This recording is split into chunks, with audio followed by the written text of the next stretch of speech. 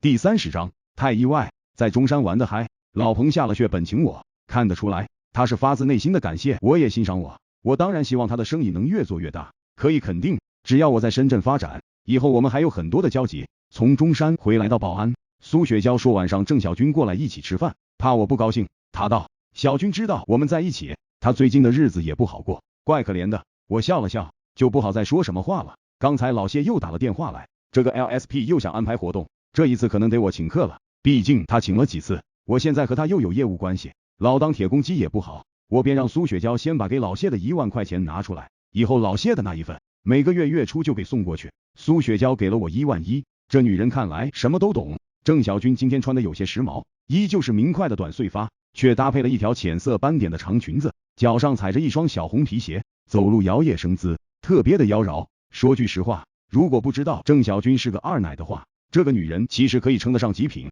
在我见过的女人中，也就丁姿能比。当然，如果真要说气质，高艳的气质要胜一筹，但是要比妖娆性感，郑小军不做第二人想。3个人吃饭比较简单，郑小军在我面前早就没有以前的矜持骄傲了，一口一个陈斌叫着，叫得人骨头酥。我的姐妹中，雪娇是最厉害的，不声不响就找了这么个厉害的男朋友，把我们这一帮姐妹儿都羡慕的要死。我们这些人就吃了没读书的亏。陈斌，以后你帮雪娇的时候，偶尔也帮我们出出主意，你一个点子，别人可能要吃一辈子呢。我有些疑惑，下意识的去看苏雪娇。苏雪娇嘻嘻的笑道，我们去中山了，君姐知道呢。我明白，苏雪娇应该是吹牛逼了，估计把我给黄金锁业策划100万营销的事情给吹了出去。女人啊，什么时候都不忘记显摆。吃了饭，我因为有事要先撤，郑小军也道，雪娇，那我今天也不打搅你了，厂里还有一大堆事儿等着我呢。就这样，我们分道扬镳。到了布吉之后，我约了老谢，先给了他1万块钱的信封，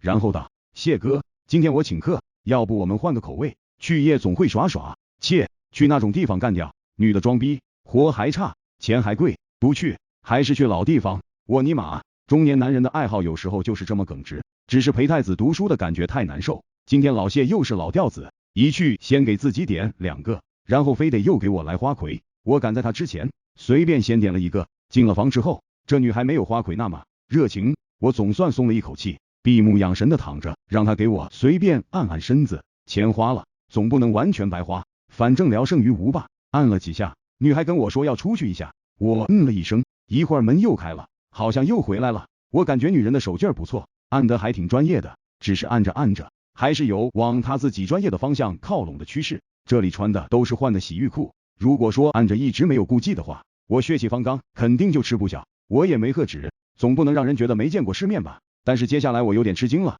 因为我觉得好像有点不对劲。我尼玛，我立刻睁开眼睛，你别，我低头看下去，话说一半，戛然而止了。我他妈简直不敢相信自己的眼睛。陈斌，嘻嘻，他叫我的名字，他没有穿这里女孩子的职业装，还是那一套性格妖娆的裙子，不错，这女人赫然是郑小军。你每一次来都不做，肯定是嫌弃这里女孩脏。郑小军道，他又嘻嘻一笑，他的声音能让人骨头酥掉。从我躺着的视角看到的是他的上半张脸，他的眉眼秀美，他的眼神迷离。你放心吗？我是没有事儿的。然后我又不是圣人，上次那个花魁就能差点让我丢盔弃甲，现在碰到了郑小军，我怎么可能抵御得了？所以结果肯定不会再是简单单纯了，过程则如同吃德芙巧克力，丝滑柔顺。势必郑小军像猫一样蜷缩在我的怀里，是不是惊喜、意外？我能说什么话？这是我开的，老黄掏的钱，平常是我弟弟管事。郑小军一点点的给我解惑，他口中的老黄自然就是百盛鞋厂背后那个老板，我一直没有见过。我知道雪娇的货进了百盛，你今天是给老谢送钱的吧？我觉得后背窜起一股凉意，狗日的，我觉得自己神不知鬼不觉，其实一切都在人家眼中呢。估计谢明军也是被蒙在鼓里的。军姐，你有什么想法但说无妨。嘻嘻，他又嘻嘻的笑，然后用手指在我胸口画圈圈。你不要多想，我不会怪雪娇，因为如果他不把货送进百盛，就要大亏。我只问你一件事，谢明军在厂里搞那么多阴招，是不是你给他出的点子啊？我心砰砰的跳，但是面上却表现得无比惊讶。我靠，军姐你怎么会有这种想法？你这想法太离谱了吧？哼，谢明军又色又蠢，他的智商根本就想不出那些招来。我心潮澎湃，我一直把郑小军归为头发长、见识短的那一类人，但是现在我才知道自己才是蠢的那一个。这个人女人厉害得很，她什么都知道。苏雪娇，谢明君之间关于百胜鞋厂的交易他清清楚楚，他随便动个手指头就能把这事儿捅了，但是他就不动，那么冷静的旁观着。我给自己点了一支烟，有点想念马从敬。马从敬啊，马从敬，你看人能不能准一些呢？谁说二奶都是无脑的？